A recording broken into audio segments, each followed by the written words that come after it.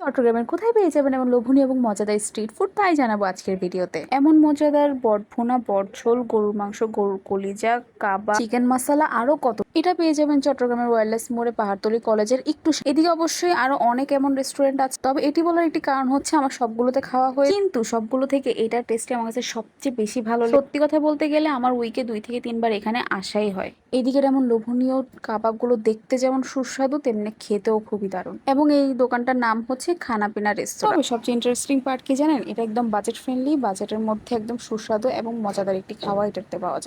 আমরা তো এদিকে রেগুলার কাস্টমার, ইভেন ভাইয়া আমাদেরকে চিনি। দেখলেন তো, আমার ছেলে এবং তার বাবা খুব ডিস্টার্ব করে আমাকে ভিডিও করার সময়। তো যাই হোক, আজকে আমরা অর্ডার দিয়েছিলাম একটি চিকেন মশলা এবং একটি বট ভুনা। আমার বিশেষ করে বট ঝোল থেকে বট ভুনাটাই বেশি ভালো লাগে। সেদিকে প্রতিটা লুচির প্রাইস থেকে 5 টাকা করে, এবং চিকেন মশলা যেটা আমরা অর্ডার দিয়েছি সেটার দাম হচ্ছে 130 টাকা। মুরগির গিলা কলিজা ভুনা, গরুর বট ভুনা এবং বট ঝোল দুইটাই হচ্ছে 70 টাকা করে। সাথে কাবাব টাবাবও পাওয়া যায়, গরুর ভুনাও পাওয়া যায়। তবে আমার এই বট ভুনা এবং চিকেন মশলাটা সবচেয়ে বেশি ফেভারিট সেখানে। মাসের লাস্টে যখন পকেটের অবস্থা একটু খারাপ থাকে, তখন লাস্টের দিকে এইসব দোকানে গিয়ে খাওয়ার মজাই।